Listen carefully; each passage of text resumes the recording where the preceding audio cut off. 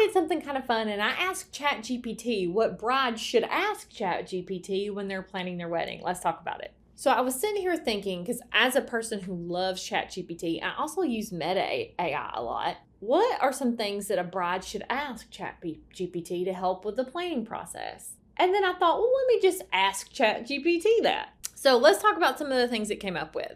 So first thing it popped up was wedding planning basics. And here it says, what should I include in my wedding day timeline? How do I choose the right venue for my wedding? What questions should I ask wedding vendors before booking them? How can I create realistic wedding budget? What are some creative ways to save money on my wedding? I mean, these are great questions. Like, these are questions that you should then ask ChatGPT. What are some unique wedding theme ideas? What are trending colors this year? What should I pack in my emergency kit? How do I choose the perfect wedding dress for my body type? There are so many. I didn't tell it how many to spit out, and it spit out 40 questions.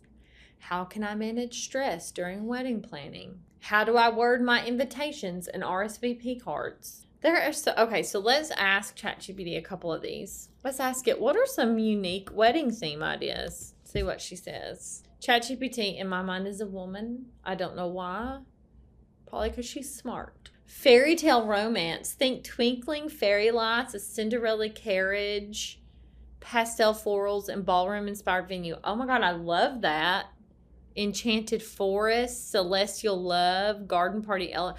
Oh my God, there's so many ideas. If you are a bride and not using ChatGPT to plan your wedding, I don't know what you're doing. If you have not unlocked the power of ChatGPT in your life, just do it. Okay, so because I'm a photographer, I'm going to ask it this one. How do I choose the right photographer, videographer, DJ, caterer? I'm going to ask it that question, and I'll see if I agree. Okay, so ChatGPT says, for all wedding vendors, define your priorities, research reviews and recommendations, agree. Meet in person or virtually, agree. Understand their style, agree. Ask questions, of course. Read contracts carefully, absolutely. I agree with all of that, especially understanding their style.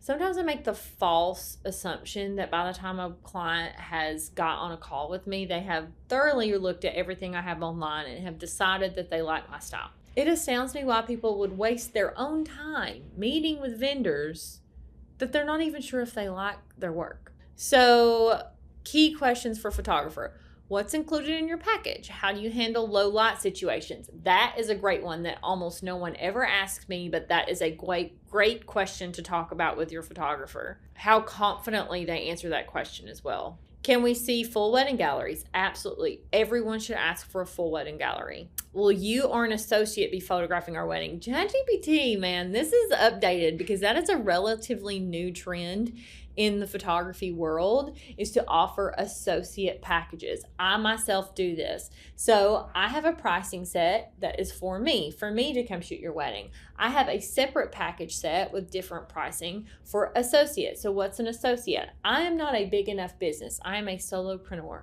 I am not a big enough business to have employees, so to speak, or people on staff. But I have a lot of great relationships with other photographers because I believe in community over competition.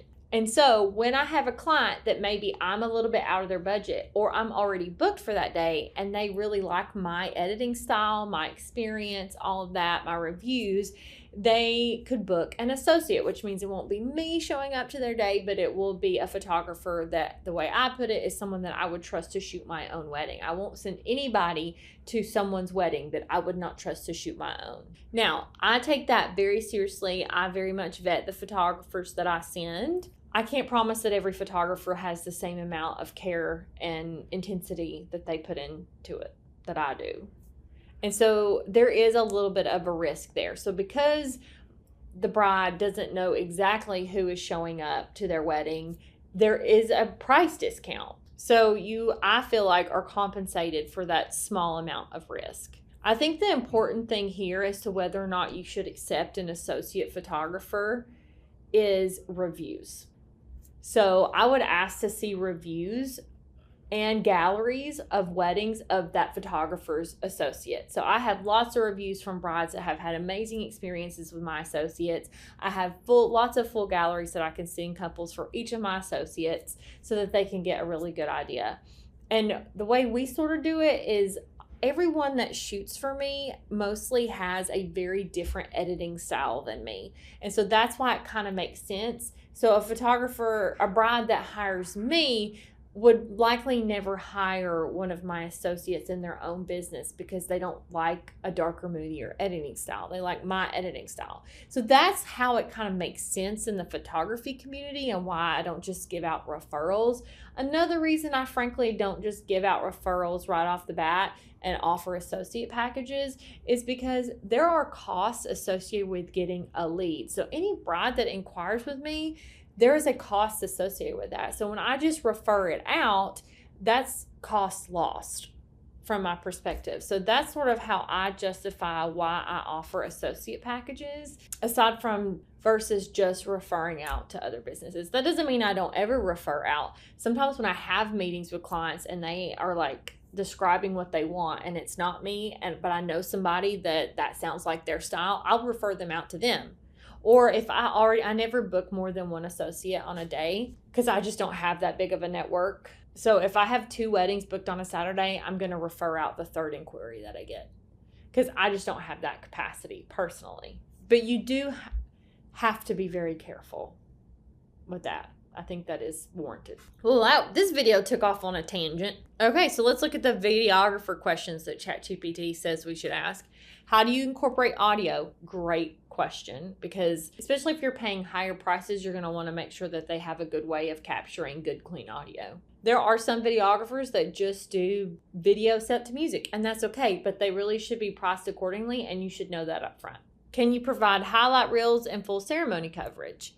How do you collaborate with photographers? This is a great question. Typically, the dynamic on a wedding day is the photographer is sort of the lead and the videographer is just kind of along for the ride a lot of times. Me personally, when I'm working with any videographer, whether it's one that I've hired under my company umbrella or someone that the couple has hired separately for me, which is totally okay, I like for it to be collaborative. A lot of times videographers don't want to do that. They prefer to be more documentarian, but I love it when they have ideas. But you will hear a lot of horror stories about a videographer getting in all of the photographer's shots, constantly being in the way, and vice versa. Photographers will get in the videographer's way. So it's really important that they can work together well and be collaborative and have a good relationship, because that could really cause problems. Turnaround time is always a great question for both photographers and videographers, so you know what those expectations are. And drone footage and additional services. I feel like that's a gimme. So yeah, ChatGPT is a great resource for helping you plan your wedding. I'll take the text from this and link it below if you're interested in looking at all of the questions that ChatGPT spit out, or you could just pop it in ChatGPT yourself. But just to make it easy for you, I'll put it down there in the description. Thanks for watching this video. I hope you enjoyed it. Let me know what you think in the comments as always, and I will see you in the next video. Love you, bye.